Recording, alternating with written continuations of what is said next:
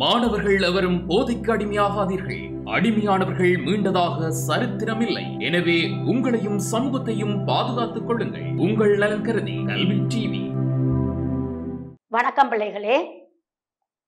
இன்று நாங்கள் தரம் 9 மாணவர்களுக்கான பாட அலகினை பார்க்க உள்ளோம்.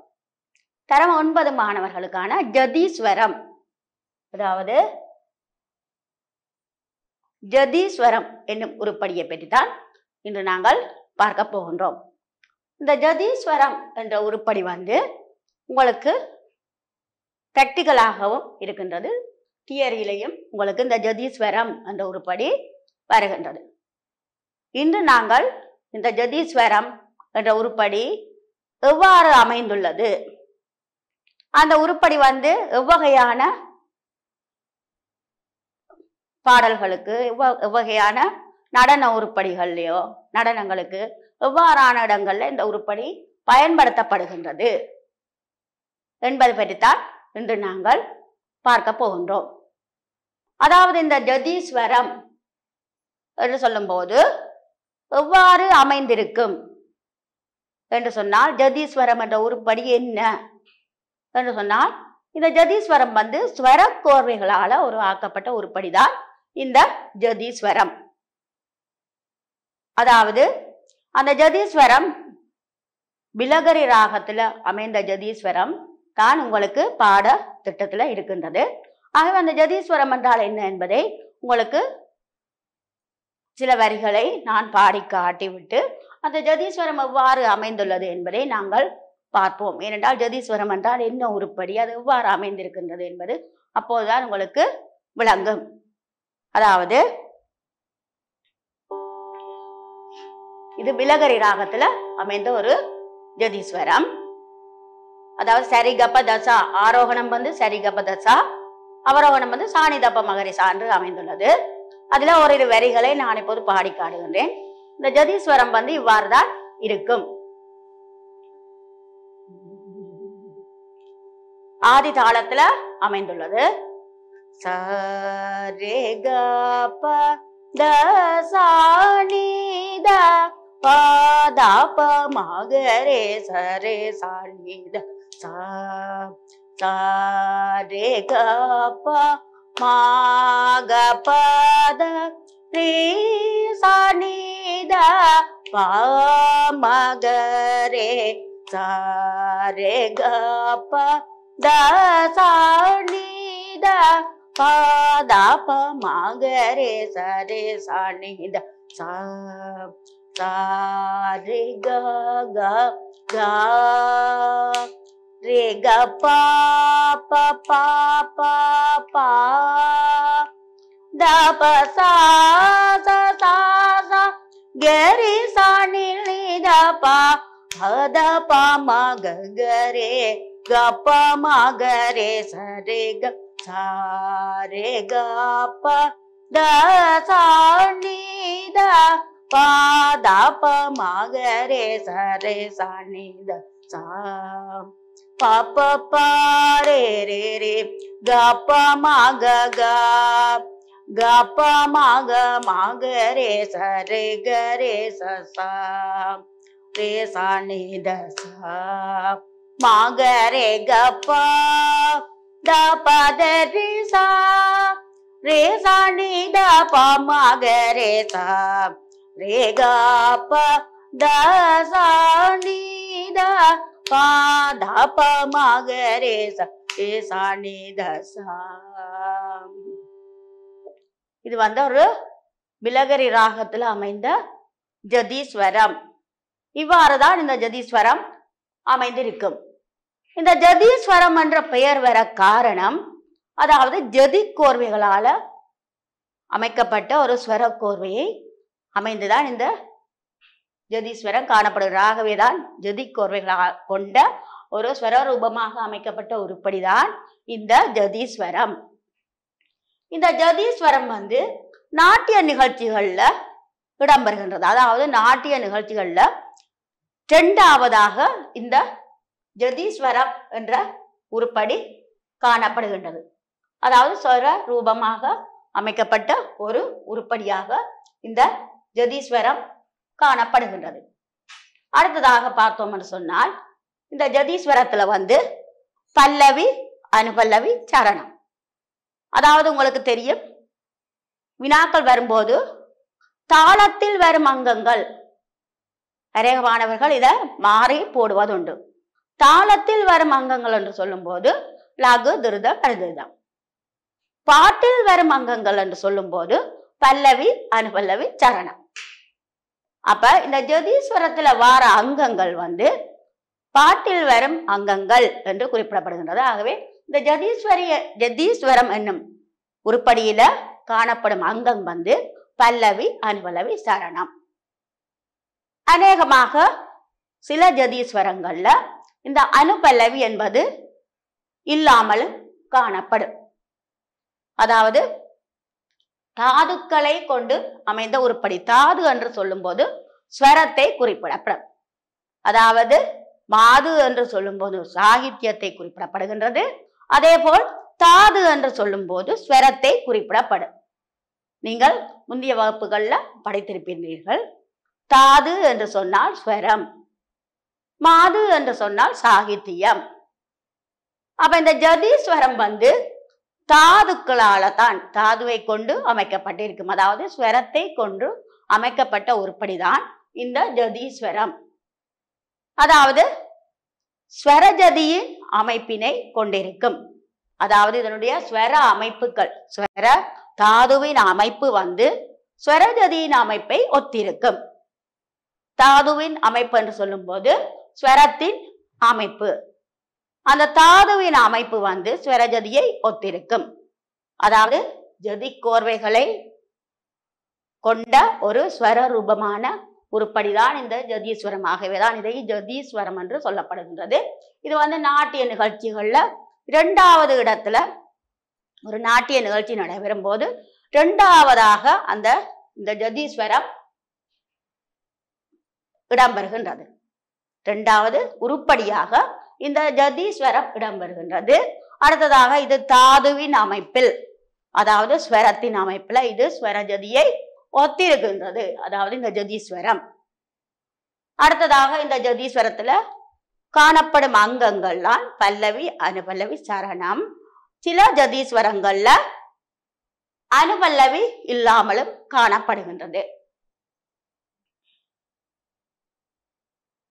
அடுத்ததாக ராக மாளிகையாக அமைந்த ஜதீஸ்வரங்களும் காணப்படுகின்றது. அடுத்ததாக ராக மாளிகையாக அமைந்த உருப்படிகளும் காணப்படுகின்றது. அநேகமாக இந்த ஜதீஸ்வரங்கள் வந்து இலகுவான ஸ்வர அமைப்புல காணப்படும். வித்தியாசமான தாதுக்கள அமைப்புல, அதாவது சரணங்கள் வந்து வரும்போது அந்த சரணங்கள் வந்து ஒவ்வொரு சரணங்களும் 3 தொடக்கம் 5 சரணங்கள் காணப்படும். ஒரு ஜதீஸ்வரத்துல 3 தொடக்கம் 5 சரணங்கள் காணப்படும். அப்ப அந்த சரணங்கள் வந்து வித்தியாசமான தாதுக்கள அமைப்புல தான் இந்த சரணங்கள் காணப்படுகின்றது.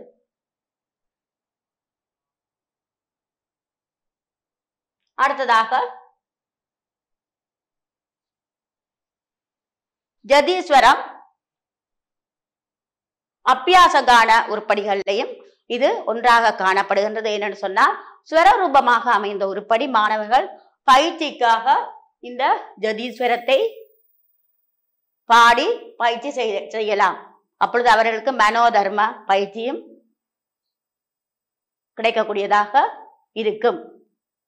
அடுத்ததாக இந்த ஜதீஸ்வரத்துக்கு இயற்றியவர்கள் வந்து சுவாதி திருநாள் மகாராஜாவை குறிப்பிடலாம். அடுத்ததாக திரு கே பொன்னையா பிள்ளை அவர்களையும் குறிப்பிடலாம். அடுத்தது இந்த ஜதீஸ்வரத்திற்கு வந்து உதாரணம். நாங்கள் 2 உதாரணங்கள் குறிப்பிட்டாலே காணும். அதாவது பிலகரி ராக ஜதீஸ்வரம் உங்களுடைய தரம் 9 பாடத்திட்டத்திலேயே காணப்படுகின்றது. அடுத்தது கல்யாணி சா நீதப்பா என்ற கல்யாணி ராக உருப்படியும் இருக்கின்றது. அப்ப உங்களுக்கு தெரிந்த 2 உருப்படிகளை நீங்கள் ஞாபகத்தில் வைத்துக் கொள்ளலாம். அப்ப இந்த ஜதீஸ்வரம் பற்றி நாங்கள் இப்பொழுது பார்த்திருக்கின்றோம். அதாவது ஜதி கோர்வலை கொண்ட ஒரு ஸ்வர ரூபமான உருப்படிதான் இந்த ஜதீஸ்வரம். இந்த ஜதீஸ்வரம் நாட்டிய நிகழ்ச்சிகள்ல, அதாவது ஒரு நாட்டிய அரங்கம் நிகழும் போது அந்த நாட்டிய நிகழ்ச்சியில இந்த ஜதீஸ்வரம் இரண்டாவதாக இடம்பெறுகின்றது. இந்த ஜதீஸ்வரம் ஸ்வர ரூபமாக, அதாவது தாதுவின் அமைப்பில் ஸ்வரஜதியை ஒத்திருக்கின்றது. அடுத்ததாக இந்த ஜதீஸ்வரம் காணப்படும் அங்கங்கள், இந்த ஜதீஸ்வரத்துல காணப்படுற அங்கங்கள் பல்லவி, அனுபல்லவி, சரணம். சில ஜதீஸ்வரங்கள் அனுபல்லவி இல்லாமலும் காணப்படுகின்றது.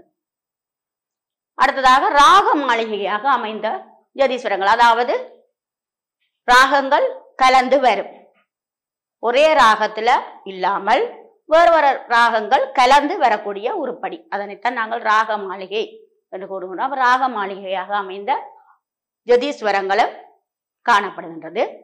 அடுத்த சரணங்கள் சரணம் 3 தொடக்கம் 5 வரையான சரணங்கள் காணப்படும். அடுத்ததாக இந்த ஜதீஸ்வரத்தை இயற்றியவர் திரு கே பொன்னையா பிள்ளை. அடுத்தது சுவாதி திருநாள் மகாராஜா அவர்கள். அடுத்தது இந்த ஜதீஸ்வரத்திற்கு உதாரணம், ஜதீஸ்வரத்திற்கு உதாரணம் விலகரி ராகத்தில் அமைந்த சாரிகாப்பா, அதைத்தான் நான் உங்களுக்கு இப்ப பாடி காட்டினான். அடுத்ததாக கல்யாணி ராகத்துல சா நீதப்பா என்ற உதாரணங்கள் 2 நீங்கள் ஞாபகத்துல வைத்துக் கொள்ளலாம். அப்ப இந்த ஜதீஸ்வரத்துல காணப்படும் வினாக்களும் இருக்கின்றது. அதாவது இந்த ஜதீஸ்வரத்துல காணப்படும் அங்கங்கள் என்று சொன்னால் பல்லவி, அனுபல்லவி, சரணம் என்பவற்றை குறிப்பிடலாம். அடுத்த இந்த ஜதீஸ்வரத்திற்கு வழங்கப்படும் வேறு பெயர், அதாவது ஜதீஸ்வரத்திற்கு வழங்கப்படும் வேறு பெயர் ஸ்வர பல்லவி என்று அழைக்கப்படுகின்றது. அடுத்ததாக ஜதீஸ்வரத்தை இயற்றியவர்கள் திரு கே பொன்னையா பிள்ளை. அடுத்ததாக சுவாதி திருநாள் மகாராஜா. அடுத்தது நாட்டிய நிகழ்ச்சிகள்ல ஜதீஸ்வரம் எத்தனையாவது உருப்படியாக காணப்படுகிறது என்று சொன்னால் அந்த வினாவிற்கு 2வது உருப்படியாக இந்த நாட்டிய நிகழ்ச்சிகள்ல ஜதீஸ்வரம் காணப்படுகின்றது. அல்லது ஜதீஸ்வரம் நாட்டிய நிகழ்ச்சிகளில் எத்தனையாவது உருப்படியாக காணப்படுகிறது என்று சொன்னால் 2வது ஆக இடம்பெறுகின்றது இந்த உருப்படி. ஆகவே இந்த ஜதீஸ்வரம் எவ்வாறு அமைந்திருக்கின்றது, அதுல என்னென்ன அங்கங்கள் வருகின்றது என்பது பற்றி நாங்கள் இப்பொழுது பார்த்திருக்கின்றோம்.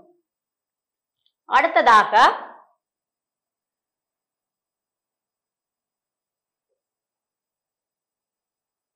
அதாவது ஸ்வரரூபமாக பாடப்படும் உருப்படி ஜதீஸ்வரம். அடுத்தது ஜதீஸ்வரத்தை இயற்றியவர்களாம் சுவாதி திருநாள் மகாராஜா திரு கே பொன்னையா பிள்ளை அவர்களை நாங்கள் குறிப்பிடலாம். அடுத்ததாக நாங்கள் பார்க்க போகின்றோம். அடுத்ததாக நாங்கள் மாயமாளவ கவுளை, அதாவது தரம் 9 நாங்கள் இப்பொழுது பார்த்தோம், ஜதீஸ்வரம் பார்த்தோம். அடுத்ததாக இப்ப நாங்கள் மாயமாளவ கவுளை, அதாவது ராக லட்சணம். இந்த ராக லட்சணத்துல நீங்க முதலாவதாக மாயமாளவ கவுளை என்பதைத்தான் பார்க்க போகின்றீர்கள். 6, 7, 8 இப்பொழுது தரம் 9. இப்பொழுதுதான் உங்களுக்கு முதலாவதாக இந்த ராக லட்சணம் என்பதை பற்றி பார்க்க போகின்றோம். அது முதலாவது மாயமாளவ கவுளை. இந்த மாயமாளவ கவுளை ராகம் பற்றி நீங்கள் ஏற்கனவே கேள்விப்பட்டிருக்கின்றீர்கள். அதாவது அப்பியாச கான உருப்படிகளான நீங்க முதலாவதாக கற்கும் ஸ்வராளி வரிசை, மேல்ஸ்தாயி வரிசை, ஜண்டை வரிசை, அலங்காரம், இந்த உருப்படிகள் எல்லாம் இந்த மாயமாளவ கவுளை ராகத்தில்தான் அமைந்துள்ளது. இந்த உருப்படிகளை மாயமாளவ கவுளை ராகத்துல பாடப்பட வேண்டும் என்பதை கொண்டவர் வாக்கியக்காரரான ஸ்ரீ புரந்தரதாசர். இது உங்களுக்கு ஏற்கனவே தெரியும். இப்பொழுது நாங்கள் இந்த மாயமாளவ கவுளை ராகத்தை பற்றி கொஞ்சம் விரிவாக பார்க்க போகின்றோம். அதாவது இந்த மாயமால கௌளை ராகம் எத்தனையாவது மேளம் என்று சொன்னால் 15வது மேளம். அதாவது 72 மேளகர்த்தா சக்கரம் இருக்கின்றது. அதாவது தாய் ராகங்கள் 72. அந்த 72 தாய் ராகங்கள்ல 15வது மேளமாக காணப்படுவதுதான் இந்த மாயமாலவ கௌளை. ஆகவேதான் நாங்கள் இந்த மாயமாலவ கௌளை ராகத்தின் மேள எண் 15 என்று சொல்லுகின்றோம். அடுத்ததாக அக்கினி சக்கரத்துல 3வது ராகம். அதாவது அந்த மேளகர்த்தா 72 மேளகர்த்தா சக்கரங்கள் என்று சொல்லிக்கல. அதுல 6 மேளங்கள். அதாவது சுத்தமத்திம மேளகர்த்தா சக்கரங்கள் 6, பிரதிமத்திம மேளகர்த்தா சக்கரங்கள் 6 காணப்படுகின்றன. அப்போ சுத்தமத்திம மேளகர்த்தா சக்கரங்கள் அதுல காணப்படும் மேளங்கள் 36, பிரதிமத்திம மேளகர்த்தா சக்கரத்துல காணப்படுவது அங்கால 36, 37 இருந்து 72 பேர். அந்த 36 சுத்தமத்திம மேளகர்த்தா சக்கரங்கள் 36ல 15வதாக இந்த மேளம் காணப்படுகின்றது. அந்த ஒவ்வொரு சக்கரத்தையும் 6 மேளங்கள் காணப்படும். ஒவ்வொரு சக்கரத்திலையும் 6 மேளங்கள் காணப்படும். எல்லாமாக 12 சக்கரங்கள் காணப்படும். 72 மேளகர்த்தா சக்கரத்துல 12 சக்கரங்கள் காணப்படுகின்றது.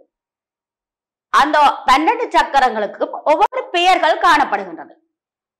12 சக்கரங்களுக்கும் ஒவ்வொரு பெயர் காணப்படும். இந்து, நேத்திர, அக்கினி, வேத, அவ்வாறு 12 சக்கரத்துக்கும் 12 பெயர்கள்.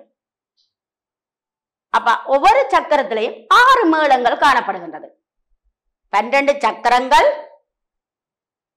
அந்த ஒவ்வொரு சக்கரத்திலையும் 6 மேளம் காணப்படுகின்றது. அவ்வாறு வரும்போதுதான் இங்கே காணப்படுகின்றது அக்கினி சக்கரத்தில் 3வது மேளம் என்று கூறப்படுகின்றது. அதை வைத்துக் கொண்டுதான், அதாவது இந்து, நேத்திர, அக்கினி.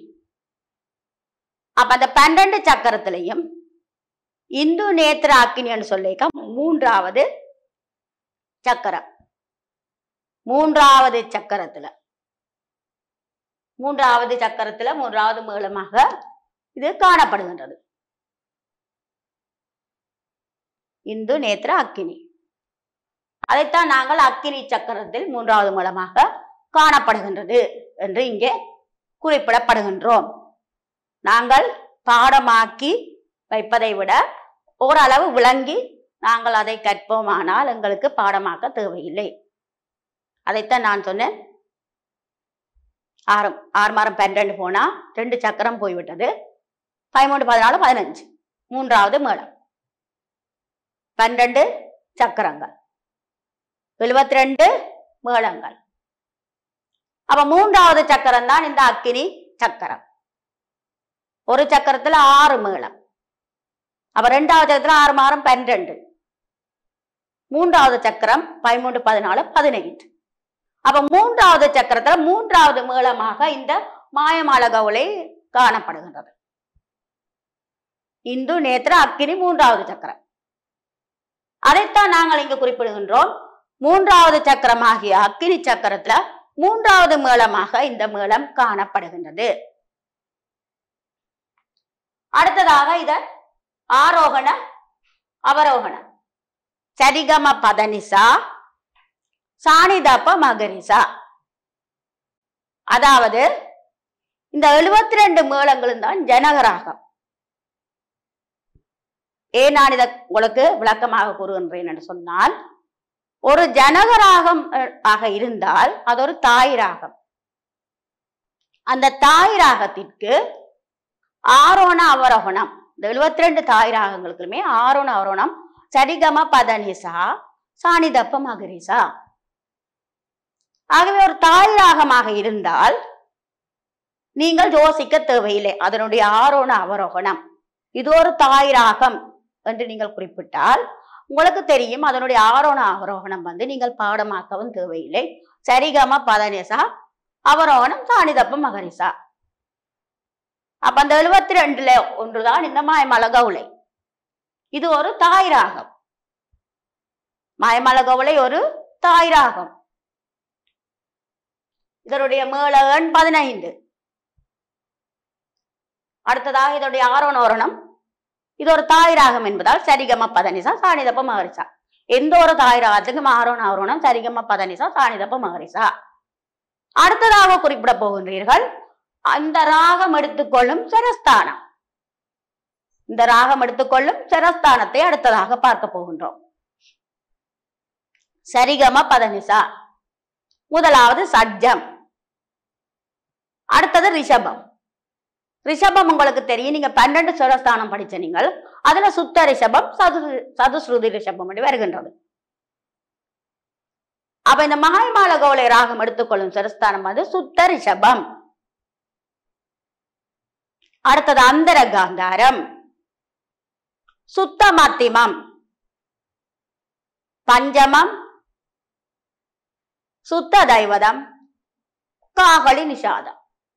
அடுத்ததாக நீங்க குறிப்பிடப்பட வேண்டியது சுரஸ்தானம், அதாவது சஜ்ஜம், சுத்த ரிஷபம், அந்தர காந்தாரம், சுத்த மத்திமம், பஞ்சமம், சுத்த தைவதம், காகளி நிஷாதம்.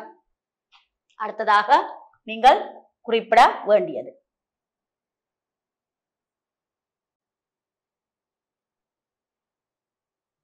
அடுத்ததாக ஜீவசுரங்கள், காணி ஜீவசுரங்கள் குறிப்பிடப்படுகின்றது. அடுத்ததாக இந்த மாயமால கவுளை ராகம் வந்து சுரவரிசைகள், அதாவது சுராளி வரிசை, மீள்சாய் வரிசை, ஜண்டை வரிசை, அலங்காரம், இவைகள் எல்லாம் இந்த மாயமாலவ கவுளை ராகத்தில்தான் பாடப்பட வேண்டும் என்பதை எங்களுடைய பழைய வாக்கியக்காரர்கள், அதாவது ஸ்ரீ புரந்தரதாசர் அவர்கள் அதை கொணர்ந்துள்ளார். இந்த மாயமால கவுளை ராகத்தில்தான் இந்த அப்பியாச கான உருப்படிகளான ஸ்வரவரிசை, மாயமால கவுளை, ஸ்வரவரிசை, மேல்சாய் வரிசை, ஜண்ட வரிசை, இந்த வரிசைகள் பாடப்பட வேண்டும் என்பதை அவர் குறிப்பிட்டுள்ளார். அடுத்ததாக இந்த மாயமால கவுளை ராகத்தின் பண் என்று இருக்கின்றது.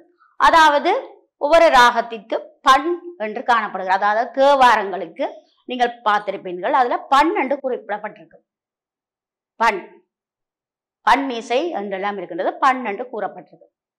அப்ப இந்த மாயமால கவுளை ராகத்தின் பண் வந்து இந்தளம் என்று அழைக்கப்படுகின்றது. பண் வந்து இந்தளம் என்று அழைக்கப்படுகின்றது. இவற்றை நீங்கள் அறிந்து வைத்துக் கொள்ள வேண்டும். ஆகவே மாயமால கவுளை பற்றி உங்களுக்கு வருமாயின் நீங்கள் இவற்றை கட்டாயம் குறிப்பிடலாம். அடுத்ததாக இது ஒரு சம்பூர்ண ராகம்.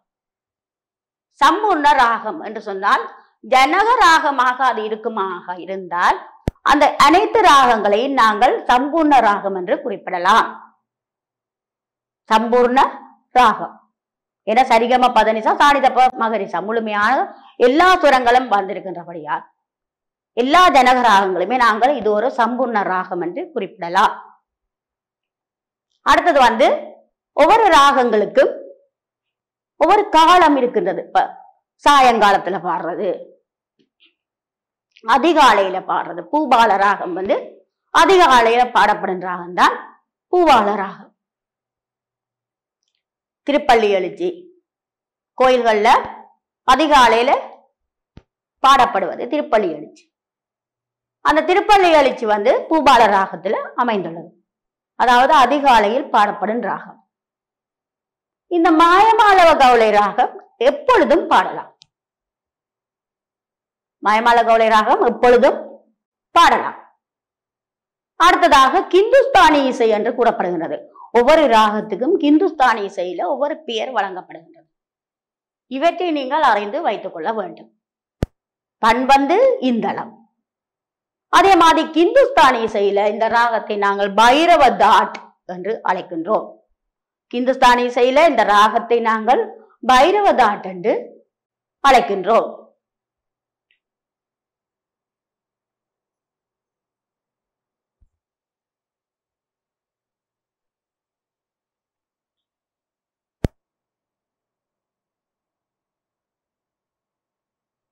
அடுத்ததாக சஞ்சாரம் காணப்படுகிறது. இதை குறித்து வைத்துக் கொள்ளலாம். நீங்கள் பார்க்கலாம். சஞ்சாரங்கள் முதல் ஆரோண முறையில் அமைந்த சஞ்சாரங்கள் வருகின்றது. மேல்சாயை குறிக்கப்படுற ஸ்வரங்களும் இங்கே காணப்பட வேண்டும். அடுத்ததாக அவரோகண முறையில அமைந்த சுரஸ்தானங்கள். அடுத்தது மாயமால கௌளை ராகத்திற்கு உதாரணமாக உருப்படிகள் இங்கே காணப்படுகின்றது. தாளம், அடுத்தது என்ன உருப்படி, உங்களுக்கு தெரிஞ்ச கூடுதலாக கீர்த்தனைகளும் இருக்கின்றது. ஆடிக்கொண்டார் என்ற கீர்த்தனை, அவற்றையும் குறித்து கொள்ளலாம். அதாவது இது மாயமாளவ கௌளை ராகம். அடுத்ததாக பார்த்தீங்கன்னு சொன்னால் இந்த ராகத்துல வரக்கூடிய வினாக்கள் என்று சொல்லும் போது இந்த மாயமால கௌளை ராகம் தினுடைய மேள எண் என்று கேட்டால் 15வது மேளம். அடுத்ததாக இந்த மாயமால கௌளை ராகம் எடுத்துக்கொள்ளும் ஸ்வரஸ்தானங்கள், மாயமால கௌளை ராகம் எடுத்துக்கொள்ளும் ஸ்வரஸ்தானங்கள் சட்ஜம், சுத்த ரிஷபம், அந்தரகாந்தாரம், சுத்த மத்திமம், பஞ்சமம், சுத்த தைவதம், காகலி நிஷாதம். அதாவது மாயமால கௌளை ராகம் எடுத்துக்கொள்ளும் ஸ்வரஸ்தானங்கள் குறிப்பிடப்படுகின்றது. அடுத்ததாவது இந்த மாயமால கௌளை ராகத்திற்கு ஹிந்துஸ்தானி இசையில வழங்கப்படும் பெயர் பைரவ தாட். மாயமால கௌளை ராகத்திற்கு ஹிந்துஸ்தானி இசையில் வழங்கப்படும் பெயர் பைரவ தாட். அடுத்த வினா, இந்த மாயமால கௌளை ராகத்தை பண், மாயமால கௌளை ராகத்தின் பண் இந்தளம். அடுத்தது இந்த மாயமால கௌளை ராகம் தினுடைய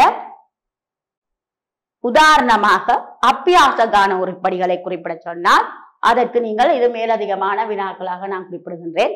அப்பியாச கான உருப்படிகள் இந்த மாயமால கௌளை ராகத்தில் அமைந்துள்ளது. அதாவது ஸ்வர வரிசை, மேல்சாய் வரிசை, அடுத்தது ஜண்டை வரிசை, அலங்காரம், இவற்றை குறிப்பிடலாம். அலங்காரம் எல்லாம் இந்த ராகத்திலே தான் அமைக்கப்பட்டு இருக்கின்றது. இந்த மாயமால கௌளை ராகத்துல பெற வினாக்கள். அடுத்தது இன்னும் ஒரு வினா என்னென்று சொன்னால், இந்த மாயமால கௌளை ராகம் எடுத்துக்கொள்ளும் ஸ்வரஸ்தானங்கள் சங்கராவர்ண ராகத்திற்கும் இந்த மாயமால கௌளை ராகத்திற்கும் 2 ஸ்வரஸ்தானங்கள் வித்தியாசமாக காணப்படுகின்றது. சங்கராவர்ண ராகம் நீங்கள் அடுத்ததாக படிப்பீர்கள், அப்பொழுது உங்களுக்கு விளங்கும். அதாவது ரிஷபமும் தைவதமும். மாயமால கௌளை சுத்த ரிஷபம், சுத்த தைவதம். சங்கராவர்ணம் சதுஸ்ருதி ரிஷபம், சதுஸ்ருதி தைவதம். இந்த 2 ஸ்வரஸ்தானம் தான் இந்த 2 ராகத்திற்கு வித்தியாசம். அதாவது மாயமால கௌளை சின்ன ஸ்வரத்தை எடுக்கின்றது, கோமல ஸ்வரத்தை எடுக்கின்றது. நீங்க கோமலஸ்வரம் தீவிரஸ்வரம் படிச்ச நீங்கள். மாயமால கௌளை சுத்த ரிஷபம், சுத்த தைவதம், கோமல ஸ்வரம். அதே மாதிரி சங்கராவர்ணம் சதுஸ்ருதி ரிஷபம், சதுஸ்ருதி தைவதம், தீவிரஸ்வரம். இறுதியாக நாங்கள் இந்த மாயமால கௌளை ராகத்தின் ஆரோணாவரணம் எவ்வாறு அமைந்திருக்கும் என்பதை பார்ப்போம்.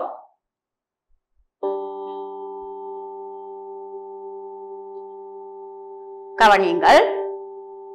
சரி கம பத நீசா சாணி தப மாகரீசா. இது மாயமால கௌளை. சந்திராவர்ணம் என்று சொன்னால் சரே கம பத நீசா சாணி தப மாகரீசா. இந்த ரிஷபமும் தைவதமும் இவற்றிற்கு வித்தியாசமாக காணப்படுகிறது. மாயமால கௌளை கோமலஸ்வரம், சந்திராவர்ணத்துல அந்த 2 தீவிரஸ்வரமாக காணப்படுகின்றது. நாங்கள் அடுத்த வகுப்புகள்ல அந்த ராகத்தையும் நாங்கள் பார்க்கலாம் என்று கூறிக்கொண்டு இன்றைய வகுப்பை இத்துடன் நிறைவிற்கு கொண்டு வருகின்றேன். வணக்கம் மாணவர்களே. கல்வி டிவியில் புத்தம்புது நிகழ்ச்சிகளை உடனுக்குடன் பார்த்து மகிழ எமது Facebook மற்றும் YouTube பக்கத்தை லைக் செய்யுங்கள்.